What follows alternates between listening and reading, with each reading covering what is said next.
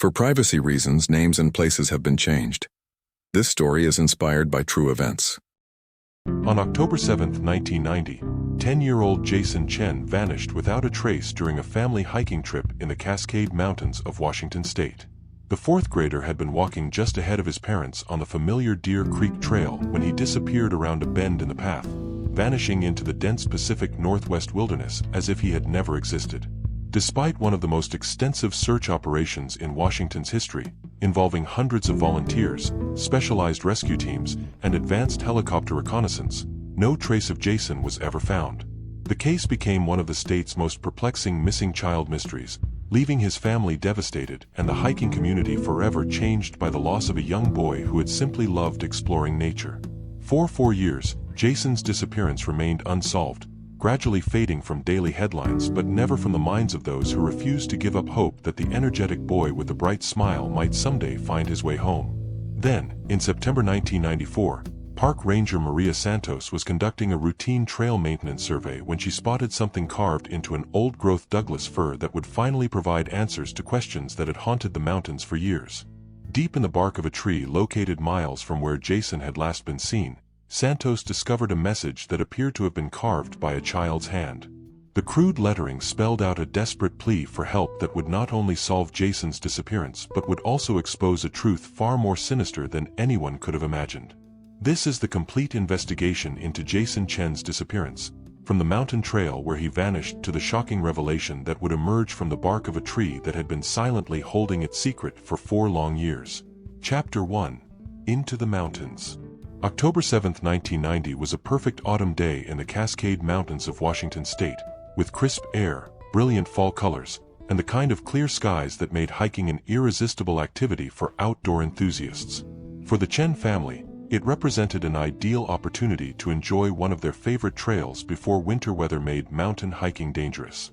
10-year-old Jason Chen had been looking forward to this hiking trip for weeks. The enthusiastic fourth grader at Bellevue Elementary School was an experienced young hiker who had been exploring Washington's trails with his family since he was 6 years old.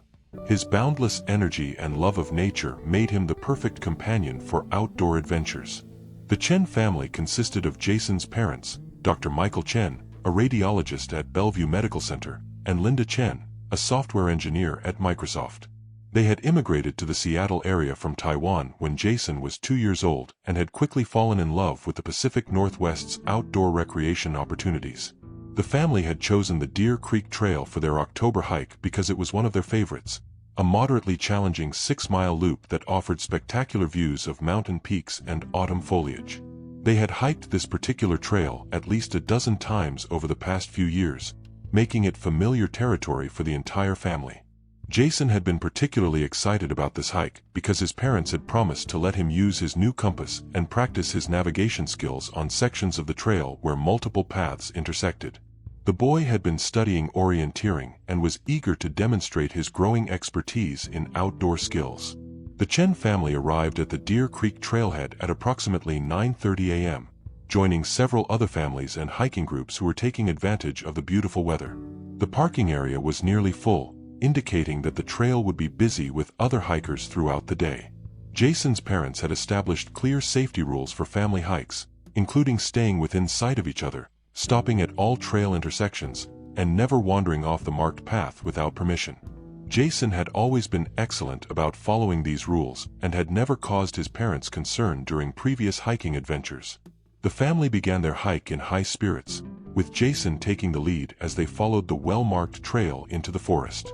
The boy was carrying his own small day pack containing water, snacks, his compass, and a trail map that he was using to track their progress along the route. For the first 2 hours of their hike, everything proceeded normally. The family made steady progress along the trail, stopping frequently to enjoy scenic viewpoints and to identify various plants and wildlife that Jason found fascinating. His enthusiasm for nature was infectious, and his parents enjoyed sharing his excitement about their discoveries. Around 11:30 a.m., the family reached a section of the trail known as Deer Creek Overlook, which offered panoramic views of the surrounding mountains and valleys. They stopped for a snack break and to take photographs, with Jason posing proudly at the scenic viewpoint with his hiking gear. After their break, The family continued along the trail, which descended gradually through dense forest before reaching a series of switchbacks that would take them back toward the trailhead. This section of the hike was Jason's favorite because it passed through old-growth forest with massive trees that had fascinated him since his first visit to the trail. At approximately 12:15 p.m., the family reached a point where the trail curved sharply to the left around a large outcropping of rock. Jason, who had been walking about 20 feet ahead of his parents as was his usual practice, disappeared around the bend while Michael and Linda Chen were momentarily distracted by a spectacular view of Mount Rainier. When the parents rounded the bend less than 2 minutes later, expecting to see Jason waiting for them at the next trail marker, they found the path empty. Jason was nowhere to be seen, and there was no indication of which direction he might have gone or why he had left the trail. Michael and Linda immediately called Jason's name, assuming he had simply walked a bit farther ahead than usual or had stepped off the trail to examine something interesting in the forest. Their calls echoed through the trees, but there was no response from their son. The search began immediately, with Michael and Linda checking both sides of the trail for any sign that Jason had wandered into the forest. They found no footprints, broken vegetation, or other evidence that he had left the marked path in the immediate area where they had lost sight of him. Growing increasingly concerned, the parents expanded their search to include the next quarter-mile of trail in both directions, thinking that Jason might have become confused about which direction they were traveling or might have decided to explore a side trail without permission. By 12:45 p.m., when 30 minutes of searching had produced no sign of Jason, Michael Chen made the decision to contact park authorities. Using his cell phone, he called the Mount Baker Snoqualmie National Forest Ranger Station to report that his son was missing on the Deer Creek Trail. The call was received by Ranger Patricia Williams, who immediately recognized the urgency of a missing child in wilderness terrain and began coordinating an emergency response. Within minutes, search and rescue teams were being mobilized for what would become one of the largest missing person operations in the Cascades' history. As afternoon shadows began to lengthen in the mountain forest, Jason Chen had been missing for over an hour without any trace of where he had gone or what had happened during those crucial moments when he had disappeared around the bend in the trail. The boy who loved the mountains more than anything was lost somewhere in the vast wilderness that had been his playground, and time was running out to find him before darkness fell on the Cascade Peaks. Chapter 2: The Massive Search.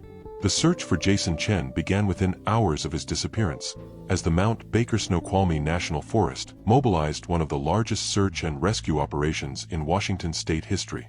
The challenging terrain and approaching darkness made finding the 10-year-old boy a race against time. Ranger Williams immediately contacted the King County Sheriff's Office and requested emergency search and rescue resources.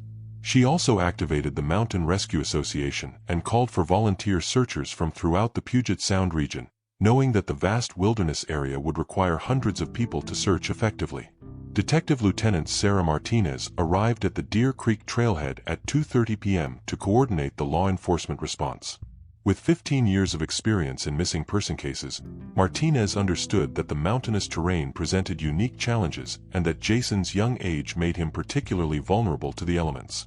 The initial search focused on the immediate area where Jason had last been seen, with teams of searchers systematically combing through the forest on both sides of the trail. The searchers called Jason's name continuously and used whistles to signal their presence, hoping that he might respond if he was lost and scared in the woods. Search dogs arrived from Seattle at 3 p.m. and were given items of Jason's clothing to establish his scent. The dogs were taken to the location where Jason had disappeared and immediately picked up his trail, following it approximately 50 yards off the main path before losing it entirely in a rocky area. The abrupt end of Jason's scent trail was puzzling to the search teams. The rocky terrain could have masked his scent, but the dog's inability to pick up any continuing trail suggested either that Jason had been in this location for only a brief time or that his scent had been obscured by environmental factors. Helicopter support arrived in the late afternoon, with aircraft from the Washington State Patrol and the Coast Guard providing aerial reconnaissance of the vast forest area. The helicopters used loudspeakers to call Jason's name and searched for any signs of movement or distress signals in the wilderness below. As the first day of searching came to an end with no sign of Jason, the operation expanded to include specialized mountain rescue teams from across the Pacific Northwest. These teams had experience in technical rescues and could access remote areas that were difficult or dangerous for volunteer searchers. The search continued around the clock, with teams using powerful spotlights and thermal imaging equipment to look for Jason during the hours of darkness. The October mountain temperatures dropped into the 30s overnight, raising serious concerns about hypothermia for a child who was only wearing light hiking clothes. By the morning of October 8th, over 300 searchers were involved in looking for Jason, including professional rescue teams, volunteer hikers, and local residents who had joined the effort. The search area had expanded to cover nearly 25 square miles of mountainous terrain. The investigation also focused on the possibility that Jason had been abducted rather than simply becoming lost. Detective Martinez interviewed other hikers who had been on the trail that day, looking for anyone who might have seen something suspicious or unusual around the time of Jason's disappearance. Several hikers reported seeing a lone male hiker in the area earlier that morning, but descriptions varied and no one could provide specific details about his appearance or behavior. The individual had not been seen after Jason's disappearance, leading investigators to consider him a person of interest. The FBI joined the investigation on October 9th, bringing federal resources and expertise in child abduction cases. Special Agent Robert Kim was assigned to coordinate with local authorities and analyze the possibility that Jason had been taken by someone who was familiar with the trail system. Agent Kim's investigation revealed that the Deer Creek Trail was popular among both day hikers and overnight backpackers, making it possible for someone to have planned an abduction in advance. The remote location and multiple escape routes would have made it an attractive target for someone with malicious intent. The search efforts included specialized teams that checked all water features in the area, including streams, ponds, and steep ravines where a child might have fallen. However, the searchers found no evidence that Jason had encountered any water hazards during his disappearance. As October 1990 progressed into its second week, the active search for Jason had involved over 500 volunteers and professional rescuers but had produced no concrete evidence about his whereabouts. The challenging terrain and dense forest canopy had made it nearly impossible to search every possible location where a 10-year-old might have ended up. The case received extensive media coverage throughout Washington state and the Pacific Northwest, with Jason's photograph appearing on television news programs and in newspapers. The story of a young boy disappearing during a family hike captured public attention and generated numerous tips from concerned citizens. However, most of the tips proved to be false leads or cases of mistaken identity. Several people reported seeing boys who resembled Jason in various locations throughout Washington and neighboring states, but investigation revealed that none of these sightings involved Jason himself. The search was gradually scaled back in late October as winter weather began to threaten the safety of rescue workers in the mountains. However, the case remained active, and investigators continued to follow up on tips and coordinate with other agencies throughout the region. For the Chen family, the transition from active search to ongoing investigation was devastating. They had to accept that their son might not be found quickly despite the enormous effort that had been made, and the uncertainty about Jason's fate was almost unbearable. The Deer Creek Trail was temporarily closed to the public during the search operations, but when it reopened in November 1990, it was forever changed by Jason's disappearance. Hikers who had previously felt safe on the familiar trail now worried about the unknown dangers that might lurk in the mountain wilderness. The mystery of Jason Chen would haunt the Cascade Mountains for years, joining the ranks of missing person cases that seemed destined to remain forever unsolved. However, the answers to Jason's disappearance were actually much closer than anyone realized, waiting to be discovered carved into the bark of a tree that had been silently holding its secret in the deep forest. Chapter 3: Years of Silence. The years following Jason Chen's disappearance were marked by persistent efforts from his family and periodic searches by law enforcement, but the case gradually took on the characteristics of an unsolved mystery that seemed to defy explanation despite the massive resources that had been devoted to finding him. Dr. Michael and Linda Chen refused to accept that their son had simply vanished without a trace in the mountains he loved so much. They maintained regular contact with Detective Martinez and other investigators, providing them with any new information or potential leads that came to their attention. The Chen family also worked with national missing children organizations, sharing Jason's story and photograph through various media channels. They participated in awareness campaigns and spoke at events designed to educate families about wilderness safety and missing person prevention. Detective Martinez continued to review Jason's case file monthly, looking for connections to similar disappearances or new search techniques that might be applicable to the challenging mountain terrain where he had vanished. She maintained contact with the FBI and participated in regional task forces focused on missing children. In 1991, 1 year after Jason's disappearance, the case was featured on the television show Unsolved Mysteries. The program included interviews with Jason's family, search and rescue personnel who had participated in the operation, and experts in wilderness survival and child psychology.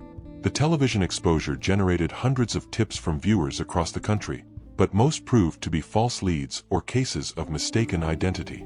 Several people reported seeing boys who resembled Jason in various locations throughout the western United States, but investigation revealed that none of these sightings involved Jason himself. One tip that seemed particularly promising came from a backpacker who reported finding children's clothing in a remote area of the Cascades about 15 miles from the Deer Creek Trail. However, investigation revealed that the clothing was too large to have belonged to Jason and had been in the wilderness for much longer than since his disappearance. The false leads were emotionally exhausting for the Chen family, who experienced renewed hope with each tip followed by crushing disappointment when it didn't provide answers. The uncertainty about Jason's fate made it impossible to properly grieve or move forward with their lives. Meanwhile, the Deer Creek Trail continued to be popular among hikers, though Jason's disappearance had made many families more cautious about letting children walk ahead on mountain trails. Enhanced safety measures were implemented, including better trail markers and improved communication systems for emergencies. Park Ranger Maria Santos, who had joined the National Forest Service in 1992, was particularly affected by Jason's case even though she had not been present during the original search. Santos made it her personal mission to become familiar with every detail of the case and to remain alert for any evidence that might have been overlooked. Santos had grown up hiking in the Cascades and understood the mountain environment better than most law enforcement officers. Her knowledge of wildlife behavior, weather patterns, and terrain features made her uniquely qualified to understand what might have happened to a lost child in the wilderness. Throughout 1992 and 1993, Santos conducted her own informal searches of remote areas near the Deer Creek Trail, focusing on locations that might not have been thoroughly examined during the original operation. She was particularly interested in areas that were difficult to access and might have been overlooked by volunteer searchers. Santos's approach was methodical and based on her understanding of how children might behave when lost in the wilderness. She focused on areas that might attract a curious 10-year-old, including unusual rock formations, hidden meadows, and locations where wildlife might be observed. The ranger also maintained detailed records of any unusual findings during her regular patrol duties, including old campsites, abandoned equipment, and any signs of human activity in remote areas. She believed that even small clues might eventually prove significant if they could be connected to Jason's disappearance. In 1994, as the 4th anniversary of Jason's disappearance approached, Santos decided to conduct a comprehensive survey of all trails in the area, including lesser-known paths that connected to the main Deer Creek Trail system. Her goal was to map every possible route that Jason might have taken if he had wandered away from the main trail. This survey work was part of Santos's regular duties as a park ranger, but she approached it with particular attention to any signs that might be related to Jason's case. She documented the condition of trail markers, identified potential hazards, and noted any locations where a child might have become confused about directions. On September 15, 1994, Santos was conducting survey work on a seldom-used trail that connected to the Deer Creek system about 3 miles from where Jason had last been seen. The trail was overgrown and rarely used by hikers, making it accessible primarily to wildlife and occasional backcountry enthusiasts. As Santos worked her way along the neglected trail, documenting its condition and identifying areas that needed maintenance, she noticed something unusual about one of the large Douglas fir trees that dominated the forest canopy in this area. The tree, which appeared to be several hundred years old, had what looked like fresh scarring on its bark about 4 feet from the ground. As Santos examined the markings more closely, she realized that they were not natural damage but appeared to be deliberate carvings made by human hands. The carvings were crude and appear to have been made by someone with limited tools, possibly using a pocket knife or small sharp object. The letters were uneven and showed signs of having been carved over an extended period, with some sections appearing fresher than others. As Santos studied the carved message, her heart began to race as she recognized its potential significance. The words carved into the tree bark read, "Help me, Jason Chen. Bad man took me. Can't get away." Santos immediately understood that she had discovered what could be the first concrete evidence in Jason's case since his disappearance 4 years earlier. However, she also realized that the message raised disturbing questions about what had happened to Jason and whether he might still be alive somewhere in the vast mountain wilderness. The carved message would not only finally provide evidence about Jason's fate, but would also lead investigators in directions they had never previously considered. The tree had been silently holding its secret for 4 years, waiting for the right person to discover the desperate plea for help that Jason had somehow managed to leave behind. Chapter 4: The Tree's Secret. September 15, 1994 was the day that would finally break open the Jason Chen case. Park Ranger Maria Santos stood before the massive Douglas fir tree, staring at the carved message that would provide the first concrete evidence in Jason's disappearance since that October day 4 years earlier. Santos carefully examined the carved letters, noting their crude but deliberate appearance. The message had clearly been carved by someone with limited tools and possibly limited time, but the words were legible and the content was unmistakably significant to Jason's case. The carving read, "Help me, Jason Chen. Bad man took me. Can't get away." Below this main message were additional marks that appeared to be tally marks, as if someone had been keeping track of days or weeks. Santos counted approximately 30 individual marks carved into the bark. Santos immediately recognized the importance of preserving the evidence and documenting the discovery properly. She photographed the tree from multiple angles, measured the height and depth of the carvings, and recorded the exact GPS coordinates of the location. The tree was located approximately 3.2 miles from the Deer Creek Trail where Jason had last been seen, in an area that was accessible only by following a series of unmarked deer paths through dense forest. The location was extremely remote and would have been nearly impossible to find without specific knowledge of the terrain. Santos used her radio to contact the King County Sheriff's Office and reported her discovery to Detective Martinez, who immediately recognized the potential significance of the find. Within hours, a team of investigators and forensic specialists had assembled at the remote location. Detective Martinez arrived at the site with FBI agent Kim and several forensic technicians who specialized in evidence collection from outdoor crime scenes. The team carefully documented the carved message and began a systematic search of the surrounding area for any additional evidence. The forensic examination of the carvings revealed several important details. The cuts in the bark appeared to have been made with a small knife or similar sharp object, and the depth and style of the carving was consistent with what might be expected from a 10-year-old child working with limited tools. More significantly, analysis of the tree's growth patterns indicated that the carvings had been made approximately 4 years earlier, placing them at the time of Jason's disappearance. The bark had begun to heal around the carved letters, but the message remained clearly legible. The discovery of Jason's carved message immediately refocused the investigation on the possibility that he had been abducted rather than simply becoming lost in the wilderness.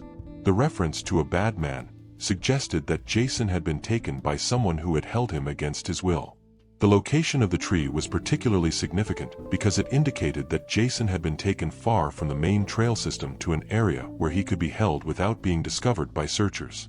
The remoteness of the location suggested that his captor was familiar with the mountain terrain. Detective Martinez organized an intensive search of the area around the tree, looking for any evidence of a campsite, shelter, or other signs that Jason might have been held in this location. The search teams used metal detectors, ground-penetrating radar, and other specialized equipment to examine the forest floor.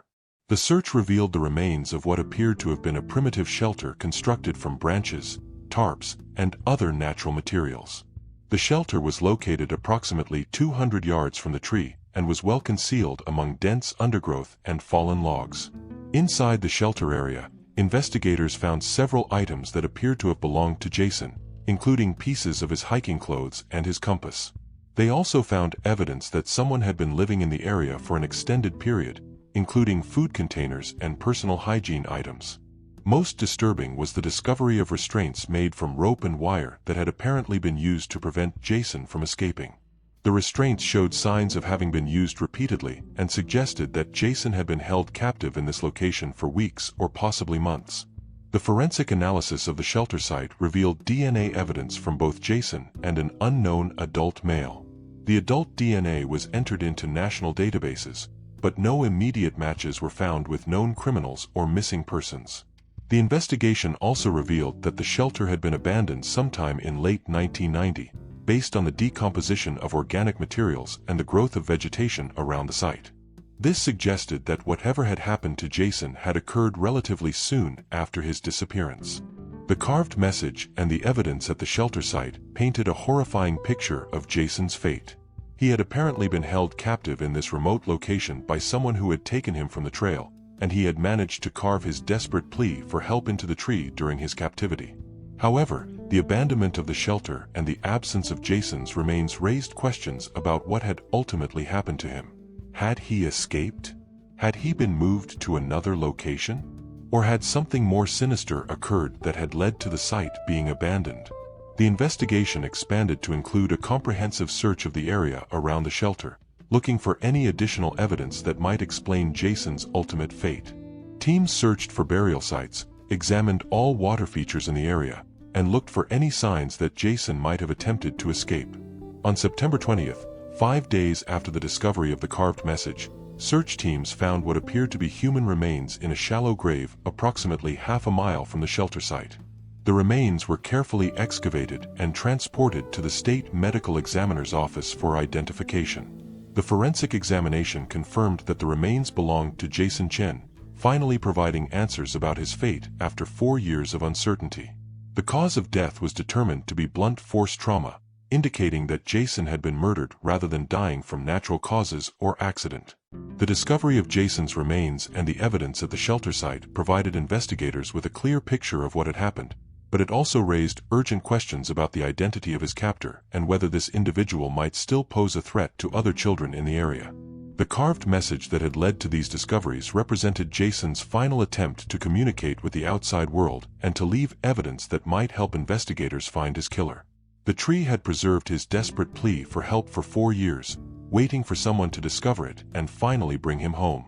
Chapter 5: The Hunt for the Killer.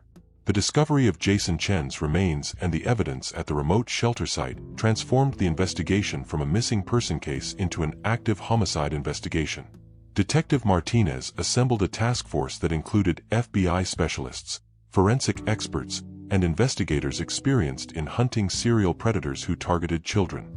The DNA evidence collected from the shelter site became the focus of an intensive investigation to identify Jason's killer. The unknown male DNA was compared against databases of convicted criminals, missing persons, and unresolved cases throughout the Pacific Northwest, looking for any matches that might identify the perpetrator.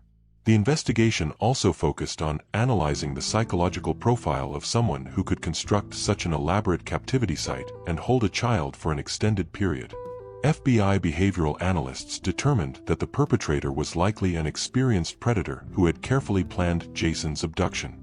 The remote location of the shelter and the sophisticated construction suggested that the killer was familiar with wilderness survival techniques and had extensive knowledge of the Cascade Mountains. This led investigators to focus on individuals with outdoor experience, including hunters, hikers, wilderness guides, and others who worked in remote areas. Detective Martinez began reviewing all individuals who had been investigated during the original search for Jason, looking for anyone who might have had the skills and knowledge necessary to construct the hidden shelter. The investigation also expanded to include new suspects who might not have been considered in 1990. One name that emerged from this expanded investigation was Harold Stevens, a 42-year-old former park ranger who had worked in the Mount Baker Snoqualmie National Forest during the 1980s. Stevens had been dismissed from his position in 1989 due to complaints about inappropriate behavior around children and families. Stevens had extensive knowledge of the Cascade Wilderness and had been known to maintain unauthorized campsites in remote areas of the forest. He had also been reported missing from his last known address shortly after Jason's disappearance, leading investigators to consider him a person of interest. The investigation revealed that Stevens had a history of concerning behavior around children, including incidents where he had approached families on hiking trails and had offered to guide children on special nature walks away from their parents. While no criminal charges had been filed, his behavior had raised enough concerns to result in his termination. When investigators attempted to locate Stevens, they discovered that he had been living off the grid since leaving his park ranger position, moving between remote campsites and seasonal work locations throughout the western United States. His transient lifestyle had made it difficult for authorities to track his whereabouts. The breakthrough in identifying Stevens came when the DNA evidence from Jason's case was matched to evidence from an unsolved child abduction case in Oregon that had occurred in 1992. The Oregon case involved a 9-year-old boy who had disappeared during a family camping trip and whose body had been found weeks later in a remote forest location. The connection between the two cases suggested that Stevens was a serial predator who specifically targeted children in wilderness settings. The FBI immediately expanded the investigation to include other unsolved cases throughout the Pacific Northwest that might be connected to Stevens. Stevens was finally located in November 1994 at a remote campsite in Northern California, where he had been living under an assumed name while working as a seasonal fire lookout. When approached by investigators, he initially denied any knowledge of Jason Chen or the other cases he was suspected of committing. However, when confronted with the DNA evidence and the details of the shelter site, Stevens's demeanor changed dramatically. He requested an attorney and refused to answer any further questions about Jason's case or the other investigations. Stevens's arrest prompted searches of his various campsites and storage locations throughout the western states. These searches revealed additional evidence linking him to Jason's case, including photographs of the boy that had apparently been taken during his captivity and personal items that had belonged to other missing children. The investigation revealed that Stevens had been operating as a serial predator for several years, using his knowledge of wilderness areas to abduct children from remote locations where their disappearances might be attributed to getting lost rather than foul play. Stevens's method was to approach families on hiking trails, present himself as a helpful park ranger or wilderness guide, and offer to take children on educational nature walks. Once he had isolated a child from their family, he would take them to one of his hidden shelter sites where he would hold them captive. The carved message that Jason had left in the tree had been a desperate attempt to leave evidence that might help investigators find him and identify his captor. Despite being held in an extremely remote location, Jason had shown remarkable courage and intelligence in creating a record of his situation. Stevens's trial began in early 1995, with prosecutors presenting overwhelming evidence of his guilt in Jason's murder and his connection to other missing children cases. The carved message in the tree was a central piece of evidence that demonstrated both Jason's fate and Stevens's method of operation. Stevens was convicted of first-degree murder in Jason's death and received a life sentence without the possibility of parole. He was also charged in connection with several other missing children cases throughout the Pacific Northwest, ensuring that he would never again pose a threat to children. For the Chen family, Stevens's conviction provided justice for Jason but could never heal the pain of losing their son to such a calculating predator. They expressed gratitude to Ranger Santos for her persistence in searching remote areas and for discovering the carved message that had finally brought Jason home. The case had a significant impact on wilderness safety protocols and missing person investigation techniques throughout the western United States. Jason's story became part of safety education programs designed to teach families about recognizing and avoiding potentially dangerous situations in remote areas. Park Ranger Santos continued her work in the Cascades, always remembering the discovery that had solved Jason's case and brought a dangerous predator to justice. Her systematic approach to searching remote areas had been crucial to finally uncovering evidence that had been hidden for 4 years. The Douglas fir tree where Jason had carved his final message was marked with a small memorial plaque honoring his memory and recognizing his courage in leaving evidence that would ultimately bring his killer to justice. The tree stood as a testament to a young boy's determination to communicate with the outside world even in the most desperate circumstances. Final words. The resolution of Jason Chen's case in 1994 brought closure to one of Washington State's most tragic missing child investigations. The discovery of his carved message in the Douglas fir tree had finally provided the evidence needed to solve his disappearance and bring his killer to justice. Jason's story led to significant improvements in wilderness safety education and missing person investigation techniques throughout the Pacific Northwest. The case demonstrated how predators could exploit remote wilderness areas to commit crimes and highlighted the importance of maintaining vigilance even in seemingly safe natural environments. The Chen family established the Jason Chen Wilderness Safety Foundation, which provides education about outdoor safety for families and supports search and rescue operations in mountain areas. They worked tirelessly to ensure that other families would not experience the tragedy that had defined their lives for 4 years. Park Ranger Maria Santos became a recognized expert in wilderness crime scene investigation and was frequently called upon to assist in similar cases throughout the western United States. Her discovery of Jason's message had demonstrated the importance of systematic searching and attention to detail in remote area investigations. Harold Stevens remained in prison for the rest of his life, ensuring that he could never again harm children or exploit his knowledge of wilderness areas to commit crimes. His conviction had also helped solve several other missing children cases throughout the region. The Deer Creek Trail implemented enhanced safety measures and educational programs that honored Jason's memory while helping protect other families who enjoyed hiking in the Cascades. The trail became a model for wilderness safety education throughout the National Forest System. Today, Jason Chen's legacy lives on through the safety programs and investigative improvements that resulted from his case.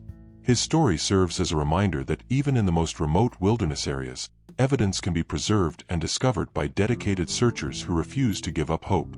The carved message that Jason had left in the tree bark had been his final gift to his family and to the investigators who searched for him.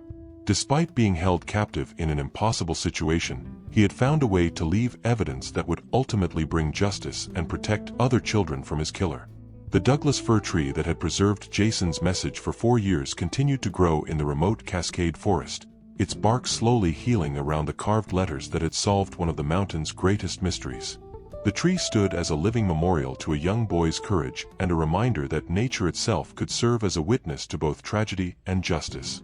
Harold Stevens's ability to hide his crimes in the vast wilderness had been overcome by Jason's determination to leave evidence and by the persistent efforts of a park ranger who understood that every detail in the forest might hold significance.